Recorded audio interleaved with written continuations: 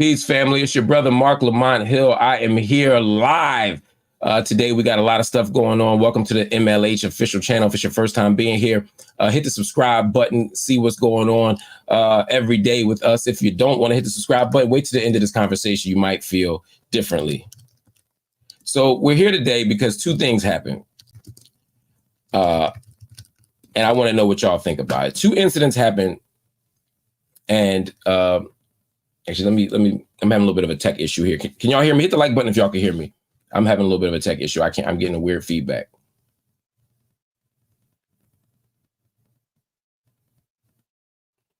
All right, I got y'all. I think it's working. All right.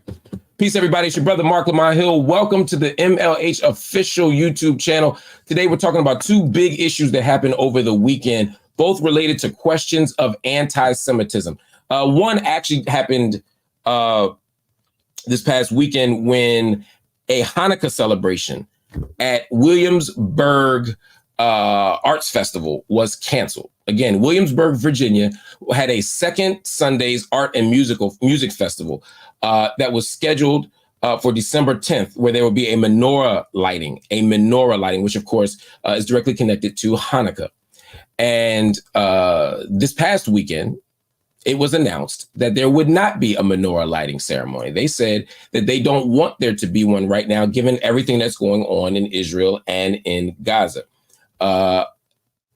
Shirley Vermillion, that's the festival's founder, said second Sundays are inclusive to different religions or cultures, and the menorah lighting, quote, seemed very inappropriate given current events in Israel and Gaza. She said that the board wants to stay clear of religious affiliations. They don't want to be tied to any religion. And she has decided not to do it because of what's going on over there. Of course, people said this is anti-Semitic. We're canceling a Jewish religious ceremony because of something that happened in Israel. And the question that many people have is this anti-Semitic? I want to know what y'all think as well. Hit the like button if you think that this is anti-Semitic. Let me know in the comments as well if you think this is anti-Semitic. Also, hit the like button. Let me know what you think. Hit the subscribe button if you want to hang out with me longer. Here's what I say. Is it anti-Semitic? No. Is it wrong? Yes. The Hanukkah celebration absolutely should not be canceled.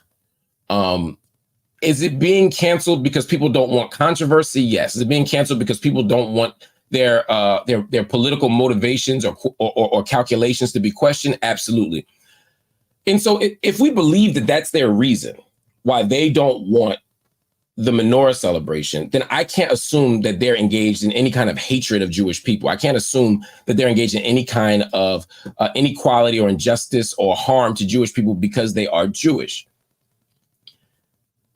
What they are doing, though, is very problematic, right? As anti-Zionist activists, as pro-Palestinian activists, as anti-occupation or anti-apartheid activists, all these things, whatever you call yourself, one of the key arguments that's always made is we cannot conflate Jewishness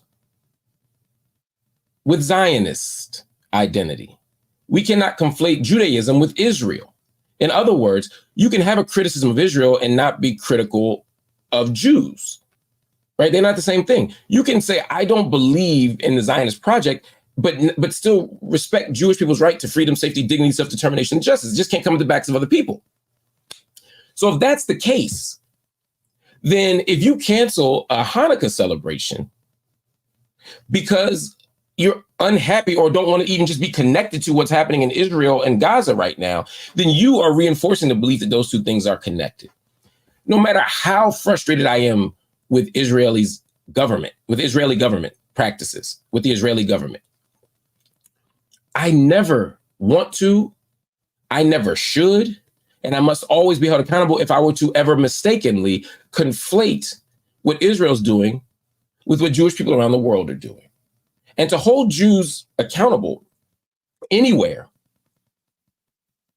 for the practices of Israel, unless they're directly complicit, is itself a deeply problematic thing and does lean into anti-Semitism. If you're attacking Jews just because they're Jews, attacking Jews just because they're Jews, or criticizing Jews just because they're Jews, or taking away resources or festivities, festivals from Jews just because they're Jews, that's anti-Semitism. Again, in this case, that's not what's happening. This is a small town in Virginia. Y'all know Williamsburg, Virginia. That's where Busch Gardens is. My family used to go there during the summers. No, we didn't. We went there once. I used to always want to go because of the commercials.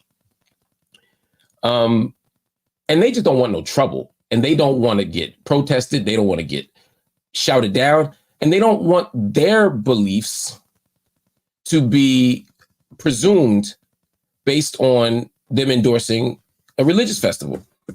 But I think the answer is not to cancel the event. It's not to cancel a Hanukkah celebration. It's to highlight the Hanukkah celebration. It's to endorse the Hanukkah celebration. It's to support the Hanukkah celebration. And in doing so, we reinforce the idea that whatever issue, whatever challenge we have toward the state of Israel, whatever outrage we have about what's happening in Gaza right now, has nothing to do with the religion of Judaism and has nothing to do with Jewish people. That is how I see it. Hit the like button if you agree. You're welcome to hit the dislike button if you disagree. But let me know what you think, because this is an important topic. Also, y'all hit the subscribe button, hit the like button. Let me know what's going on. There's another story that I want to talk about. There's another story we're going to have to get to. I'm going to get to it right now. There's a comment coming in, though. Hello, Mark. I live in D.C. by VA. I'm sorry this isn't anti-Semitic. They're forcing our hand. What other choice do we have to stop babies being murdered? This is beyond asking Congress. We have no choice. What else can we do? Look, I'm not sure if you're talking about the Hanukkah story or this next story I'm about to talk about. But either way, radical outcomes require radical tactics. There's no doubt about that. And there's nothing wrong with making people uncomfortable who are doing the harm.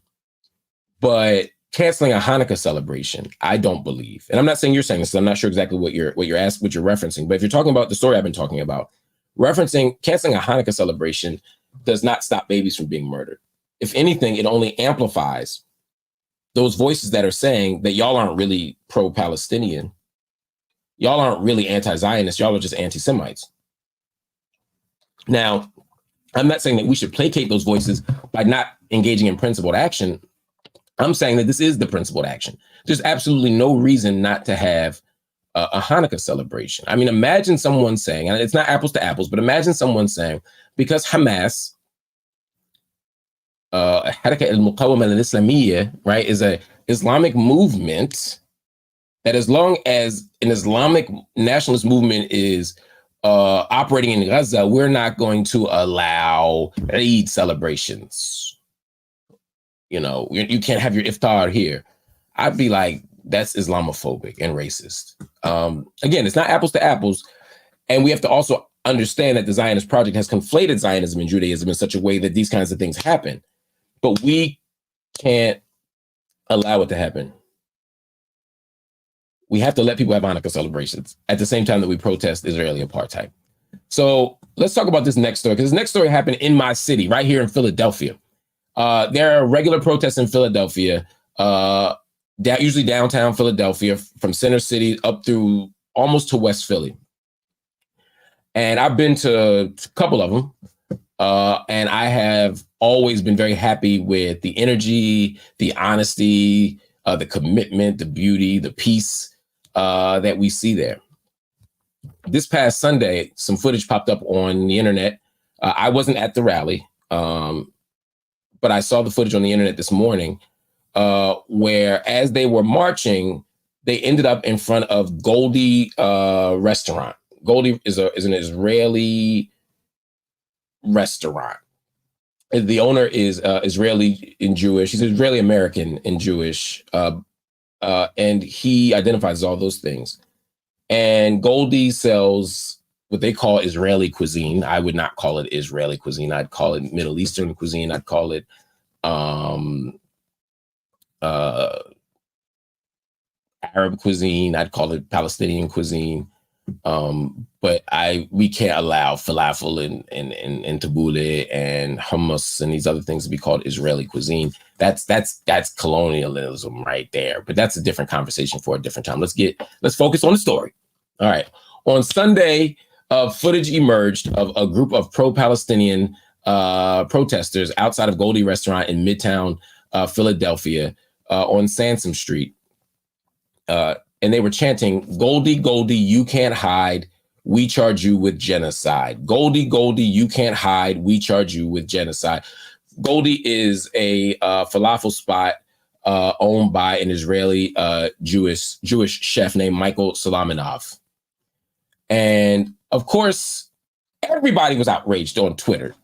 Everybody was outraged in the national news media. I mean, this wasn't just a local story. We saw this in all the national newspapers and news feeds. Even the governor of Pennsylvania weighed in. He said, "Tonight in Philadelphia, we saw a blatant act of anti-Semitism, not a peaceful protest. The restaurant was targeted and mobbed because its owner is Jewish and Israeli. This hate and bigotry is reminiscent of a dark time in history." And he wasn't the only person. Again, we saw lots of people say, "Hey, this is anti-Semitism. You found a Jewish restaurant, you found an Israeli restaurant, and you decided to protest them because they're Jewish. This is blatant, unequivocal, irrevocable anti-Semitism." By the way, Jack Maselli says the governor is a communist like you, and he's also a self-hating Jew. Wow. I'm not even sure where that came from, Jack Maselli. The governor, Josh Shapiro, and I don't agree politically. He damn sure ain't a communist. If you look at his economic policy, he's a regular centrist Democrat, and he's a Zionist, and he's pro-Zionist. So I'm not sure why you call him a self-hating Jew. He's saying that that was anti-Semitic to protest. The question is, was it? It's a good question. And here's what I'll tell you. Similar to the other case, some of this comes down to intent. What was the intent of the person protesting? And what is the reason why they're being protested? If I walk up to a Jewish person's house or a Jewish person's business, they own a whatever business you want to say, and I protest them or tell people not to go there because they're Jewish, that is anti-Semitism. If I charge them with genocide purely because they are Jewish, that is anti-Semitic and potentially a blood libel. If I subject a Jewish restaurant or a Jewish business to unfair scrutiny or harm, even more so, because of their Jewishness, that also would be anti-Semitic.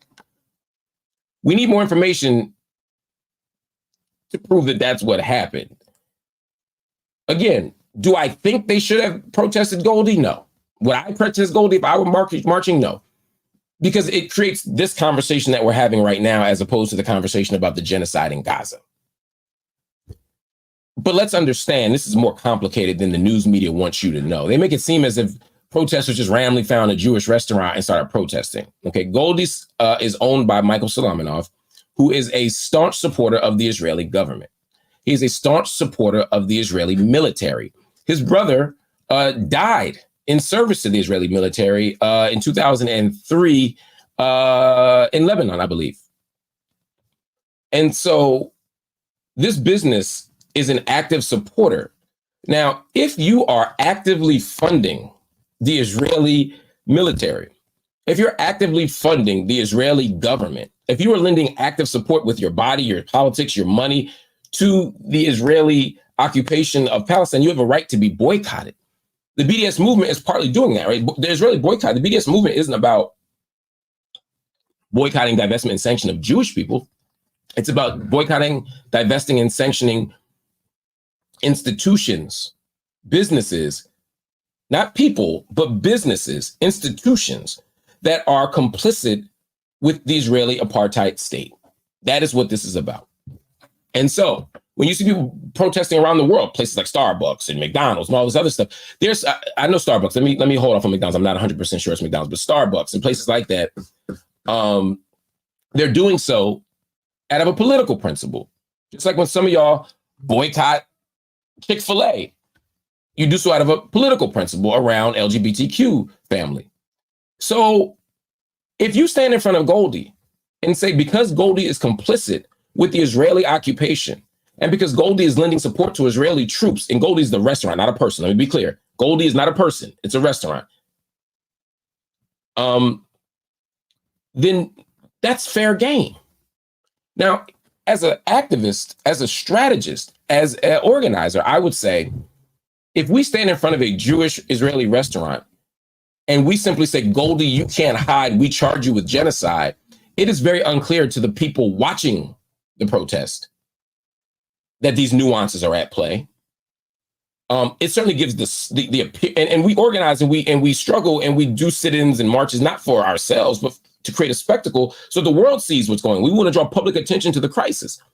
So if it were me, I would protest the Israeli embassy. I would stand in front of an Israeli flag, like on the Parkway of Philadelphia. I wouldn't stand in front of a particular Jewish restaurant unless they happen to be extremely vocal and it was obvious, common sense, axiomatic that protesting them is protesting the Israeli government. Again, it doesn't make it anti-Semitic if I'm critiquing them for their complicity. But if you just chant genocide, well, you can't hide, that's not clear. And so I would say, again, from a tactical perspective, I disagree. From an organizing perspective, I think that we could do a better job. It's just a bad choice. If I were leading a group of organized protesters, I'd say, let's not do that, because it's misleading and it makes it easy to call what we're doing anti-Semitic.